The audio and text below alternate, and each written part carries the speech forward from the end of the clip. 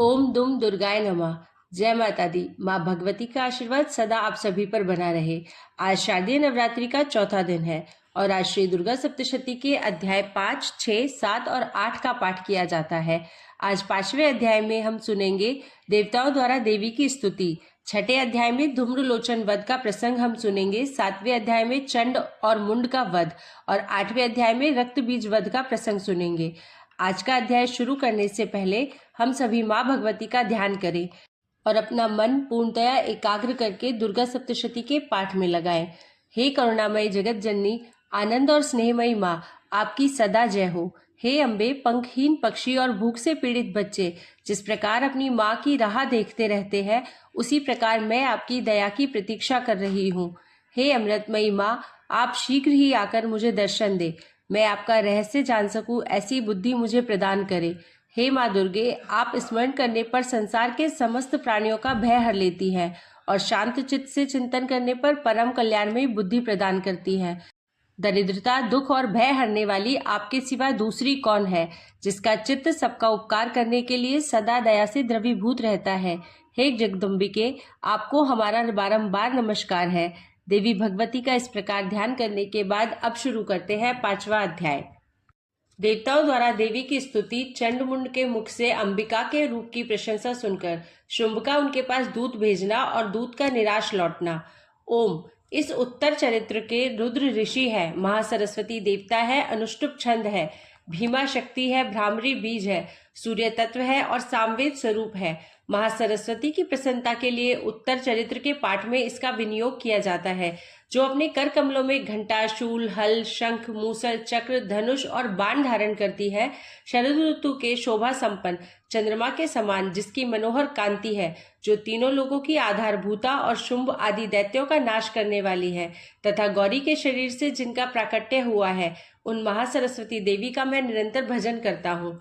ऋषि कहते हैं, पूर्व काल में शुंभ और निशुंभ नामक असुरों ने अपने बल के घमंड में आकर शचीपति इंद्र के हाथ से तीनों लोकों का राज्य और यज्ञ भाग छीन लिए।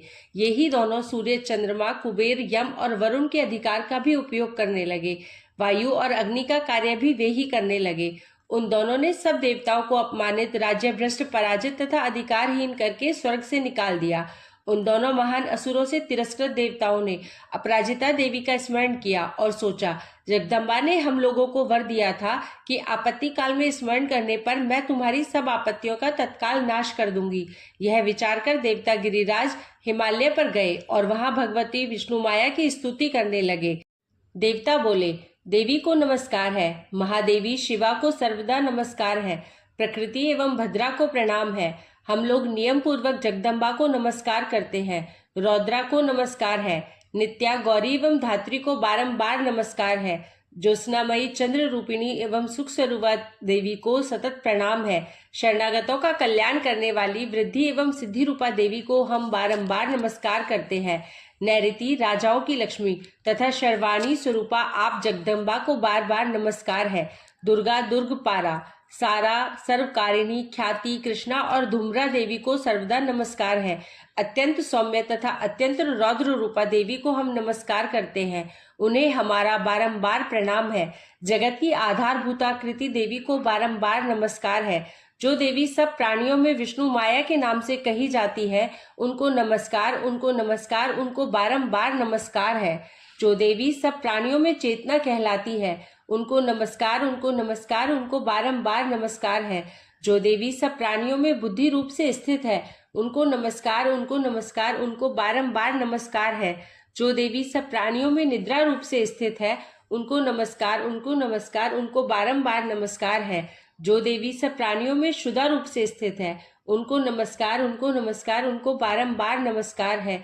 जो देवी सब प्राणियों में छाया रूप से स्थित है, उनको नमस्कार, उनको नमस्कार, उनको बारंबार नमस्कार है। जो देवी सब प्राणियों में शक्ति रूप से स्थित है, उनको नमस्कार, उनको नमस्कार, उनको बारंबार नमस्कार है। जो देवी सब प्राणियों में तृष्णा रूप से स्थित है, उनको नमस्कार, उनको नमस्कार, उनको बारंबार नमस्कार है। जो देवी सब प्राणियों में शांति रूप से स्थित है, उनको नमस्कार, उनको नमस्कार, उनको बारंबार नमस्कार है। जो देवी सब प्राणियों में जाति रूप से स्थित है, उनको नमस्कार, उनको नमस्कार, उनको बारंबार नमस्कार है। जो देवी सब प्राणियों में लज्जा रूप से स्थित है, उनको नमस्कार, उनको नमस्कार, उनको बारंबार नमस्कार है। जो देवी सब प्राणियों में शांति रूप से स्थित है, उनको नमस्कार, उनको नमस्कार, उनको बारंबार नमस्कार है। जो देवी सब प्राणियों में श्रद्धा रूप से स्थित है, उनको नमस्कार, उनको नमस्कार, उनको बारंबार नमस्कार है। जो देवी सब प्राणियों में कांति रूप से स्थित है, उनको नमस्कार, उनको नमस्कार, उनको बारंबार नमस्कार है। जो देवी सब प्राणियों में लक्ष्मी रूप से स्थित है, उनको नमस्कार, उनको नमस्कार, उनको बारंबार नमस्कार है। जो देवी सब प्राणियों में वृत्ति रूप से स्थित है, उनको नमस्कार, उनको नमस्कार, उनको बारंबार नमस्कार है। जो देवी सब प्राणियों में स्मृति रूप से स्थित है, उनको नमस्कार, उनको नमस्कार, उनको बारंबार नमस्कार है। जो देवी सब प्राणियों में दया रूप से स्थित है, उनको नमस्कार, उनको नमस्कार, उनको बारंबार नमस्कार है। जो देवी सब प्राणियों में तुष्टि रूप से स्थित है, उनको नमस्कार, उनको नमस्कार, उनको बारंबार नमस्कार है। जो देवी सब प्राणियों में माता रूप से स्थित है, उनको नमस्कार, उनको नमस्कार, उनको बारंबार नमस्कार है। जो देवी सब प्राणियों में भ्रांति रूप से स्थित है, उनको नमस्कार, उनको नमस्कार, उनको बारंबार नमस्कार है। जो जीवों के इंद्रिय वर्ग की अधिष्ठात्री देवी एवं सब प्राणियों में सदा व्याप्त रहने वाली है, उन व्याप्ति देवी को बारंबार नमस्कार है। जो देवी चैतन्य रूप से इस संपूर्ण जगत को व्याप्त करके स्थित है। ऋषि कहते हैं, राजन, इस प्रकार जब देवता स्तुति कर रहे थे, उस समय पार्वती देवी गंगा जी के जल में स्नान करने के लिए वहां आई। उन सुंदर भौहों वाली भगवती ने देवताओं से पूछा, आप लोग यहाँ किसकी स्तुति करते हैं? तब उन्हीं के शरीर कोश से प्रकट हुई शिवा देवी बोली, शुंभ दैत्य से तिरस्कृत और युद्ध में निशुंभ से पराजित हो यहाँ एकत्रित हुए ये समस्त देवता यह मेरी ही स्तुति कर रहे हैं। पार्वती जी के शरीर कोश से अंबिका का प्रादुर्भाव हुआ था, इसलिए वे समस्त लोकों में कौशिकी कही जाती हैं। कौशिकी के प्रकट होने के बाद पार्वती देवी का शरीर काले रंग का हो गया, अतः वे हिमालय पर रहने वाली कालिका देवी के नाम से विख्यात हुई। तदनंतर शुंभ निशुंभ के भृत्य चंडमुंड वहां आए और उन्होंने परम मनोहर रूप धारण करने वाली अंबिका देवी को देखा। फिर वे शुंभ के पास जाकर बोले, महाराज, एक अत्यंत मनोहर स्त्री है जो अपनी दिव्य कांति से हिमालय को प्रकाशित कर रही है। वैसा उत्तम रूप कहीं किसी ने भी नहीं देखा होगा। असुरेश्वर, पता लगाइए वह देवी कौन है और उसे ले लीजिए। स्त्रियों में तो वह रत्न है, उसका प्रत्येक अंग बहुत ही सुंदर है तथा वह अपने श्रीअंगों को प्रभा से संपूर्ण दिशाओं में प्रकाश फैला रही है। दैत्यराज, अभी वह हिमालय पर ही मौजूद है, आप उसे देख सकते हैं। प्रभु, तीनों लोकों में मणि, हाथी और घोड़े आदि जितने भी रत्न हैं, वे सब इस समय आपके घर में शोभा पाते हैं। हाथियों में रत्नभूत ऐरावत, यह पारिजात का वृक्ष और यह उच्चैश्रवा घोड़ा, यह सब आपने इंद्र से ले लिया है। हंसों से जुता हुआ यह विमान भी आपके आंगन में शोभा पाता है। यह रत्नभूत अद्भुत विमान जो पहले ब्रह्मा जी के पास था, अब आपके यहाँ लाया गया है। यह महापद्म नामक निधि आप कुबेर से छीन लाए हैं। समुद्र ने भी आपको किंजलनिकी नाम की माला भेंट की है, जो केसरों से सुशोभित है और जिसके कमल कभी कुम्हलाते नहीं है। सुवर्ण की वर्षा करने वाले वरुण का छत्र भी आपके घर में शोभा पाता है तथा यह श्रेष्ठ रथ जो पहले प्रजापति के अधिकार में था, अब आपके पास मौजूद है। दैत्येश्वर, मृत्यु की उत्क्रांतिदा नाम वाली शक्ति भी आपने छीन ली है तथा वरुण का पाश और समुद्र में होने वाले सब प्रकार के रत्न आपके भाई निशुंभ के अधिकार में है। अग्नि ने भी स्वतः शुद्ध किए हुए 2 वस्त्र आपकी सेवा में अर्पित किए हैं। दैत्यराज, इस प्रकार सभी रत्न आपने एकत्र कर लिए हैं। फिर जो यह स्त्रियों में रत्न रूप कल्याणमयी देवी है, इसे आप क्यों नहीं अपने अधिकार में कर लेते?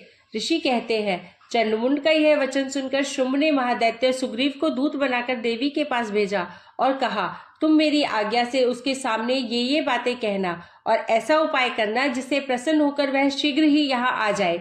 वह दूत पर्वत के अत्यंत रमणीय प्रदेश में जहाँ देवी मौजूद थी गया और मधुर वाणी में कोमल वचन बोला। दूत बोला, देवी, दैत्यराज शुंभ इस समय तीनों लोकों के परमेश्वर हैं। मैं उन्हीं का भेजा हुआ दूत हूँ और यहाँ तुम्हारे ही पास आया हूँ। उनकी आज्ञा सदा सब देवता एक स्वर से मानते हैं, कोई उसका उल्लंघन नहीं कर सकता।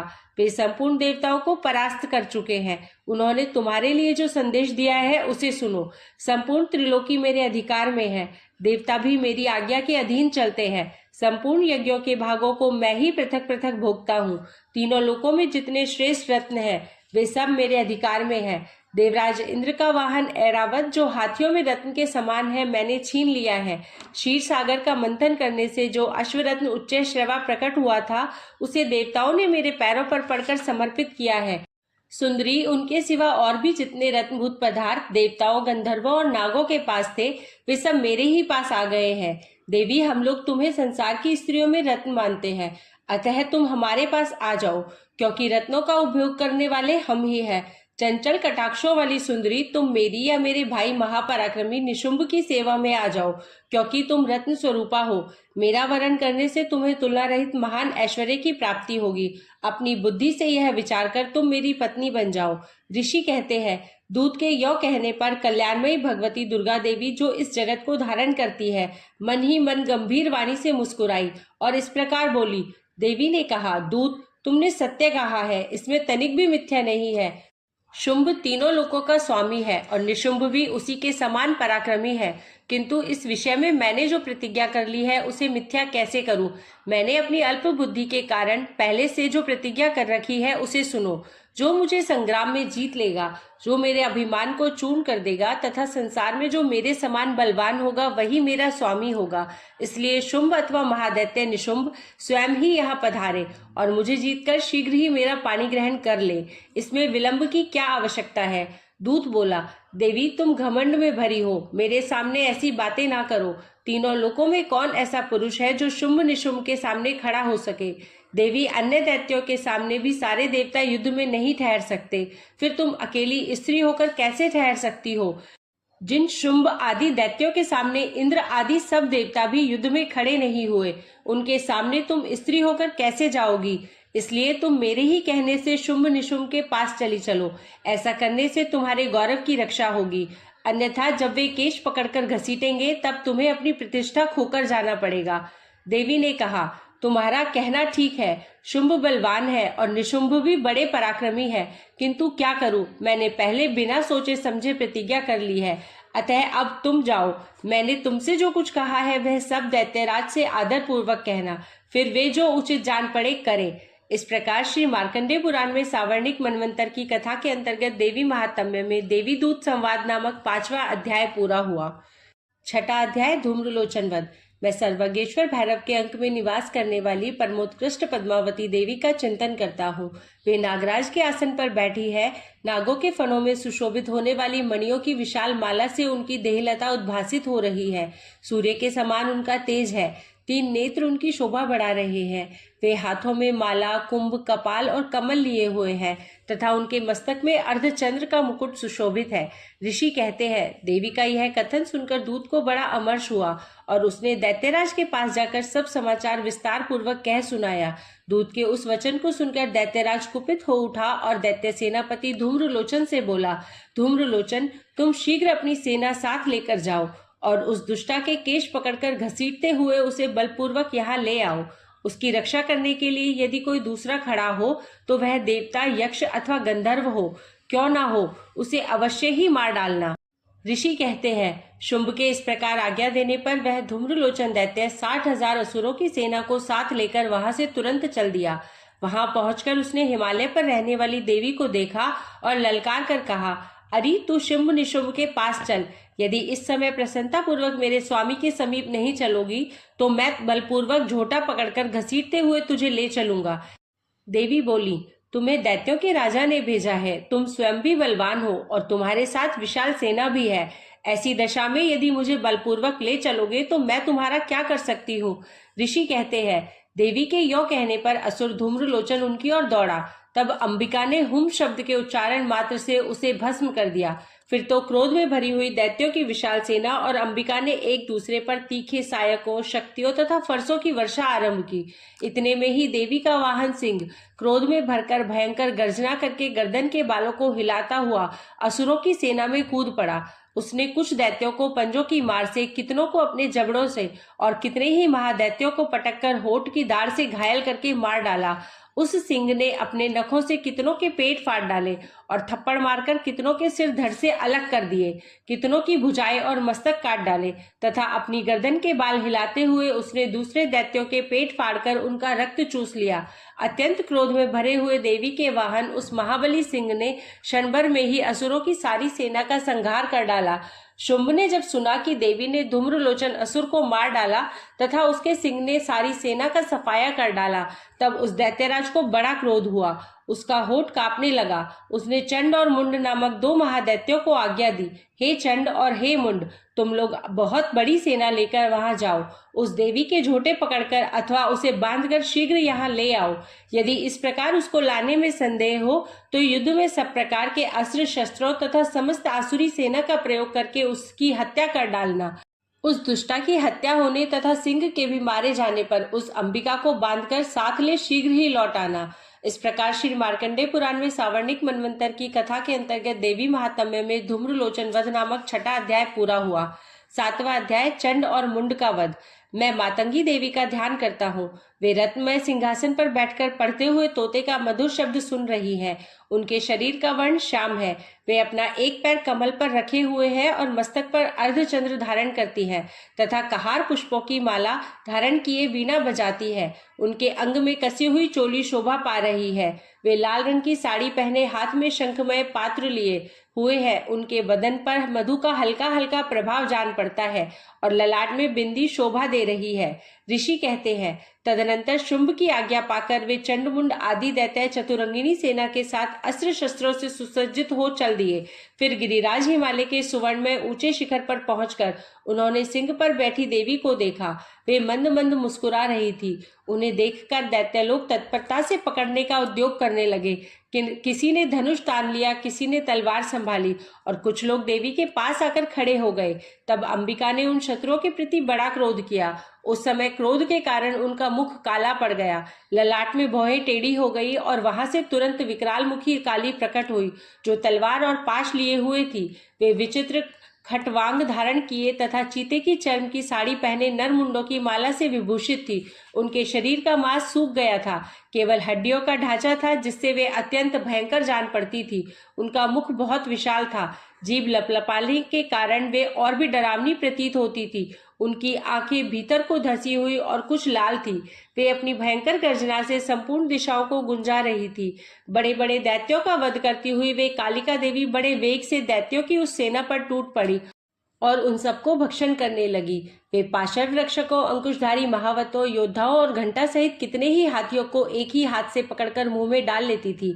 इसी प्रकार घोड़े, रथ और सारथी के साथ रथी सैनिकों को मुंह में डालकर वे उन्हें बड़े भयानक रूप से चबा डालती थी। किसी के बाल पकड़ लेती, किसी का गला दबा देती, किसी को पैरों से कुचल डालती और किसी को छाती के धक्के से गिराकर मार डालती थी। वे असुरों के छोड़े हुए बड़े बड़े अस्त्र शस्त्र मुंह से पकड़ लेती और रोष में भरकर उनको दांतों से पीस डालती थी। काली ने बलवान एवं दुरात्मा दैत्यों की वह सारी सेना रौंद डाली, खा डाली और कितनों को मार भगाया। कोई तलवार के घाट उतारे गए, कोई खटवांग से पीटे गए और कितने ही असुर दांतों के अग्रभाग से कुचले जाकर मृत्यु को प्राप्त हुए। इस प्रकार देवी ने असुरों की उस सारी सेना को क्षण भर में मार गिराया। यह देख चंड उन अत्यंत भयानक काली देवी की ओर दौड़ा तथा महादैत्य मुंड ने भी अत्यंत भयंकर बाणों की वर्षा से तथा हजारों बार चलाए हुए चक्रों से उन भयानक नेत्रों वाली देवी को आच्छादित कर दिया। वे अनेकों चक्र देवी के मुख में समाते हुए ऐसे जान पड़े मानो सूर्य के बहुतेरे मंडल बादलों के उदर में प्रवेश कर रहे हो। तब भयंकर गर्जना करने वाली काली ने अत्यंत रोष में भरकर विकट अट्टहास किया। उस समय उनके विकराल वदन के भीतर कठिनता से देखे जा सकने वाले दांतों की प्रभा से वे अत्यंत उज्जवल दिखाई देती थी। देवी ने बहुत बड़ी तलवार हाथ में ले हम का उच्चारण करके चंड पर धावा किया और उसके केश पकड़कर उसी तलवार से उसका मस्तक काट डाला। चंड को मारा गया देखकर मुंड भी देवी की ओर दौड़ा। तब देवी ने रोष में भरकर उसे भी तलवार से घायल करके धरती पर सुला दिया। महापराक्रमी चंड और मुंड को मारा गया देख मरने से बची हुई बाकी सेना भय से व्याकुल हो चारों ओर भाग गई। तदनंतर काली ने चंड और मुंड का मस्तक हाथ में ले चंडिका के पास जाकर प्रचंड अट्टहास करते हुए कहा, देवी, मैंने चंड और मुंड नामक इन दो महापशुओं को तुम्हें भेंट किया है। अब तुम युद्ध में शुंभ और निशुंभ का स्वयं ही वध करना। ऋषि कहते हैं, वह लाए हुए उन चंड मुंड नामक महादैत्यों को देखकर कल्याणमयी चंडी ने काली से मधुर वाणी में कहा, देवी, तुम चंड और मुंड को लेकर मेरे पास आई हो, इसलिए संसार में चामुंडा के नाम से तुम्हारी ख्याति होगी। इस प्रकार श्री मार्कंडेय पुराण में सावर्णिक मनवंतर की कथा के अंतर्गत देवी महात्म्य में चंडमुंड वध नामक 7वां अध्याय पूरा हुआ। 8वां अध्याय रक्त बीज वध। मैं अणिमा आदि सिद्धिमय किरणों से आवृत भवानी का ध्यान करता हूँ। उनके शरीर का रंग लाल है। नेत्रों में करुणा लहरा रही है तथा हाथों में पाश, अंकुश, बाण और धनुष शोभा पाते हैं। ऋषि कहते हैं, चंड और मुंड नामक दैत्यों के मारे जाने तथा बहुत सी सेना का संहार हो जाने पर दैत्यों के राजा प्रतापी शुंभ के मन में बड़ा क्रोध हुआ और उसने दैत्यों की संपूर्ण सेना को युद्ध के लिए कूच करने की आज्ञा दी। वह बोला, आज उदायुध नाम के 86 दैत्य सेनापति अपनी सेनाओं के साथ युद्ध के लिए प्रस्थान करें। कंबू नाम वाले दैत्यों के 84 सेना नायक अपनी वाहिनी से घिरे हुए यात्रा करें। 50 कोटि वीर्य कुल के और 100 धौम्र कुल के असुर सेनापति मेरी आज्ञा से सेना सहित कूच करें। कालक, दौहाद्र, मौर्य और काल के असुर भी युद्ध के लिए तैयार हो मेरी आज्ञा से तुरंत प्रस्थान करें। भयानक शासन करने वाला असुर राज शुंभ इस प्रकार आज्ञा दे सहस्त्रों बड़ी बड़ी सेनाओं के साथ युद्ध के लिए प्रस्थित हुआ। उसकी अत्यंत भयंकर सेना आती देख चंडिका ने अपने धनुष की टंकार से पृथ्वी और आकाश के बीच का भाग गुंजा दिया। राजन, तदनंतर देवी के सिंह ने भी बड़े जोर जोर से दहाड़ना आरंभ किया। फिर अंबिका ने घंटे के शब्द से उस ध्वनि को और भी बढ़ा दिया। धनुष की टंकार, सिंह की दहाड़ और घंटे की ध्वनि से संपूर्ण दिशाएं गूंज उठी। उस भयंकर शब्द से काली ने अपने विकराल मुख को और भी बढ़ा लिया तथा इस प्रकार वे विजयिनी हुई। उस तुमुल नाद को सुनकर दैत्यों की सेनाओं ने चारों ओर से आकर चंडिका देवी, सिंह तथा काली देवी को क्रोध पूर्वक घेर लिया। राजन, इसी बीच में असुरों के विनाश तथा देवताओं के अभ्युदय के लिए ब्रह्मा, शिव, कार्तिकेय, विष्णु तथा इंद्र आदि देवों की शक्तियां, जो अत्यंत पराक्रम और बल से संपन्न थी, उनके शरीरों से निकलकर उन्हीं के रूप में चंडिका देवी के पास गई। जिस देवता का जैसा रूप, जैसी वेशभूषा और जैसा वाहन है, ठीक वैसे ही साधनों से संपन्न हो उसकी शक्ति असुरों से युद्ध करने के लिए आई। सबसे पहले हंसयुक्त विमान पर बैठी हुई अक्षसूत्र और कमंडलू से सुशोभित ब्रह्मा जी की शक्ति उपस्थित हुई, जिसे ब्रह्माणी कहते हैं। महादेव जी की शक्ति वृषभ पर आरूढ़ हो, हाथों में श्रेष्ठ त्रिशूल धारण किए, महानाग का कंकण पहने, मस्तक में चंद्र रेखा से विभूषित हो वहां आ पहुंची। कार्तिकेय जी की शक्ति रूपा जगदम्बिका उन्हीं का रूप धारण किए श्रेष्ठ मयूर पर आरूढ़ हो, हाथों में शक्ति लिए दैत्यों से युद्ध करने के लिए आई। इसी प्रकार भगवान विष्णु की शक्ति गरुड़ पर विराजमान हो, शंख, चक्र, गदा, शांगधनुष तथा खड़ग हाथ में लिए वहां आई। अनुपम यज्ञ वाराह का रूप धारण करने वाले श्री हरि की जो शक्ति है, वह भी वाराह शरीर धारण करके वहां उपस्थित हुई। नारसिंगी शक्ति भी नरसिंह के समान शरीर धारण करके वहां आई। उसकी गर्दन के बालों के झटके से आकाश के तारे बिखरे पड़ते थे। इसी प्रकार इंद्र की शक्ति वज्र हाथ में लिए गजराज ऐरावत पर बैठकर आई। उसके भी सहस्र नेत्र थे। इंद्र का जैसा रूप है वैसा ही उसका भी था। तदनंतर उन देव शक्तियों से घिरे हुए महादेव जी ने चंडिका से कहा, मेरी प्रसन्नता के लिए तुम शीघ्र ही इन असुरों का संहार करो। तब देवी के शरीर से अत्यंत भयानक और परम उग्र चंडिका शक्ति प्रकट हुई, जो सैकड़ों गीदड़ियों की भांति आवाज करने वाली थी। उस अपराजिता देवी ने धूमिल जटा वाले महादेव जी से कहा, भगवान, आप शुंभ निशुंभ के पास दूत बनकर जाइए और उन अत्यंत गर्वीले दानव शुंभ एवं निशुंभ दोनों से कहिए, साथ ही उनके अतिरिक्त जो भी दानव युद्ध के लिए वहां उपस्थित हो, उनको भी यह संदेश दीजिए, दैत्यों, यदि तुम जीवित रहना चाहते हो तो पाताल को लौट जाओ। इंद्र को त्रिलोकी का राज्य मिल जाए और देवता यज्ञ भाग का उपभोग करें।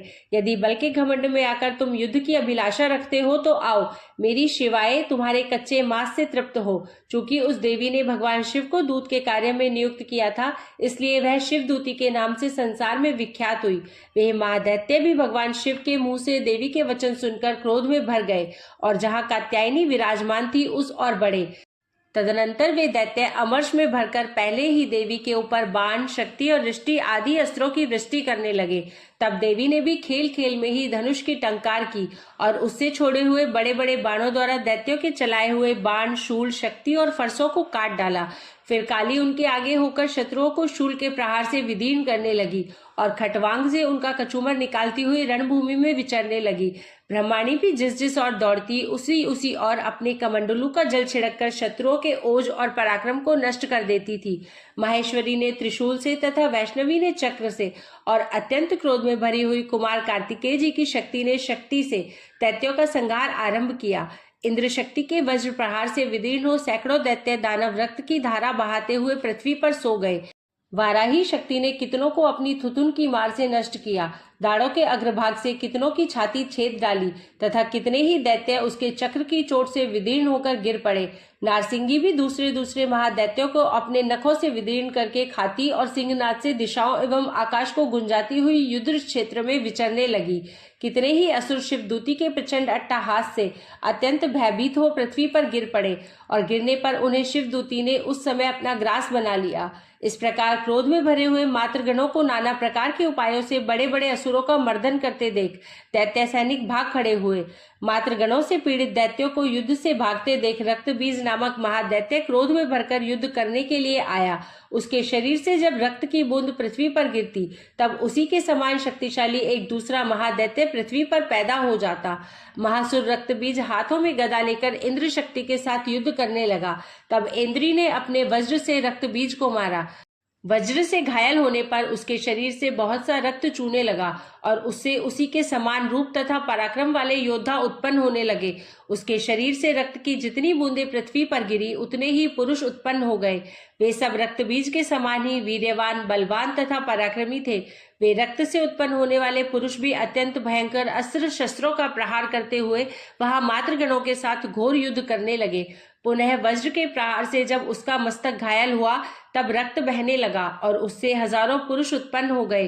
वैष्णवी ने युद्ध में रक्तबीज पर चक्र का प्रहार किया तथा इंद्री ने उस दैत्य सेनापति को गदा से चोट पहुंचाई। वैष्णवी के चक्र से घायल होने पर उसके शरीर से जो रक्त बहा और उससे जो उसी के बराबर आकार वाले सहस्त्रों महादैत्य प्रकट हुए, उनके द्वारा संपूर्ण जगत व्याप्त हो गया। कौमारी ने शक्ति से, वाराही ने खड़ग से और माहेश्वरी ने त्रिशूल से महादैत्य रक्तबीज को घायल किया। क्रोध में भरे हुए उस महादैत्य रक्तबीज ने भी गदा से सभी मात्र शक्तियों पर पृथक पृथक प्रहार किया। शक्ति और शूल आदि से अनेक बार घायल होने पर जो उसके शरीर से रक्त की धारा पृथ्वी पर गिरी, उससे भी निश्चय ही सैकड़ों असुर उत्पन्न हुए। इस प्रकार उस महादैत्य के रक्त से प्रकट हुए असुरों द्वारा संपूर्ण जगत व्याप्त हो गया। इससे उन देवताओं को बड़ा भय हुआ।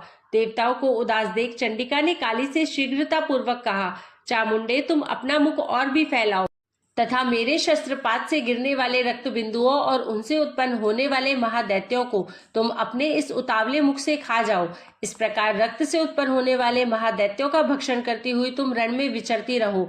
ऐसा करने से उस दैत्य का सारा रक्त क्षीण हो जाने पर वह स्वयं भी नष्ट हो जाएगा। उन भयंकर दैत्यों को जब तुम खा जाओगी तब दूसरे नए दैत्य उत्पन्न नहीं हो सकेंगे। काली से यह कहकर चंडिका देवी ने शूल से रक्त बीज को मारा और काली ने अपने मुख में उसका रक्त ले लिया। तब उसने वहां चंडिका पर गदा से प्रहार किया, किंतु उस गदापात ने देवी को तनिक भी वेदना नहीं पहुंचाई।